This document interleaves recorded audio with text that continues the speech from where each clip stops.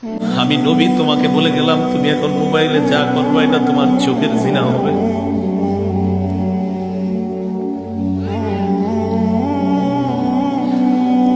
অনেক মানুষ প্রতিদিন এই গুনাহে লিপ্ত হয়, চোখের জিনা করে।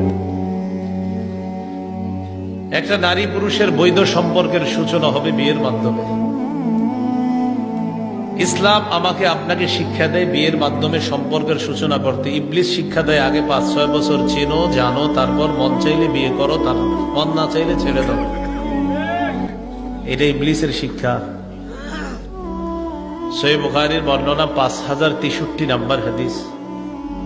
এই হাদিসের বর্ণনাকারী আনাস ইবনে মালিক রাদিয়াল্লাহু তাআলা তিনি বলেন, جاء ثلاثة رهط إلى بيوت أزواج النبي صلى الله عليه وسلم يسألون عن عبادة النبي صلى الله عليه وسلم। তিন ব্যক্তি আল্লাহ রাসূল সাল্লাল্লাহু আলাইহি সাল্লামের বিবিদের ঘরের সামনে আসছেন নবীজির ঘরের ইবাদতের ব্যাপারে জানার জন্য। তো প্রশ্ন করছে নবীজি ঘরে কি করে। ফালাম্মা উখবিরু কান্নাহুম তাকাল্লুহা, যখন তাদেরকে জানানো হলো নবীজির ঘরের ইবাদতের ব্যাপারে, বিভিন্ন বর্ণনা দ্বারা সহিহ বুখারীর বর্ণনা সহ অনেক বর্ণনা দ্বারা জানা যায় নবীজি নিজের জুতা মুবারক জামা মুবারক নিজেই সেলাই করতেন, ঘরের কাজে সহযোগিতা করতেন, বিবিদের কাজে সহযোগিতা করতেন। তো যখন জানানো হলো নবীজি ঘরে এই করে, কান্নাহুম তাকাল্লুহা, ওই তিনজনের কাছে নবীজির ঘরের ইবাদত কম মনে হলো, তারা নবীর ঘরের ইবাদতটা কম মনে করলো, আর একটু কমিয়ে দেন আওয়াজটা।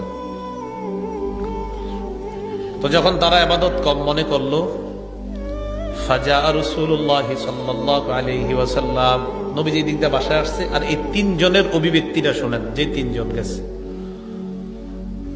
فقالوا أين نحن من النبي صلى الله عليه وسلم وقد غفر الله له ما تقدم من ذنبه وما تأخر। তাদের তিনজনের বক্তব্য, কোথায় আমরা, কোথায় আল্লাহ নবী। আল্লাহ নবীর এত ইবাদত করা দরকার নাই, আল্লাহ নবীর আগে কোনো গুনাহ নাই, পরে কোনো গুনাহ নাই, যদি থাকতো আল্লাহ অগ্রিম সব মাফ করে দিছে। গুনাহ কিন্তু নাই, কিন্তু আল্লাহ এমনি ঘোষণা করছেন আগে পরে সব মাফ। তা একজন কয়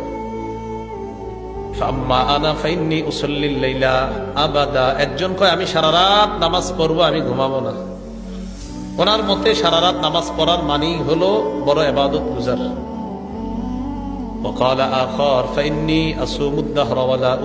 আরেকজন কয় আমি সারা জীবন রোজা রাখবো, কখনো রোজা ছাড়বো না। ফরজ রোজা তো রাখবেই, নফল রোজাও ছাড়বে না। وقال آخر أعتزل النساء فلا أتزوج أبدا। আরেকজন কয় আমি নারীদের থেকে দূরে থাকবো, কখনো বিয়ে করব না, কখনো বিয়ে করব না। فجاء رسول الله صلى الله عليه وسلم إليهم فقال أنتم الذين قلتم كذا وكذا।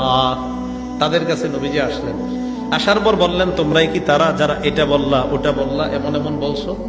শোনো নবীজি ভূমিকাটা কি নিতেছে দেখেন, শোনো তোমরা।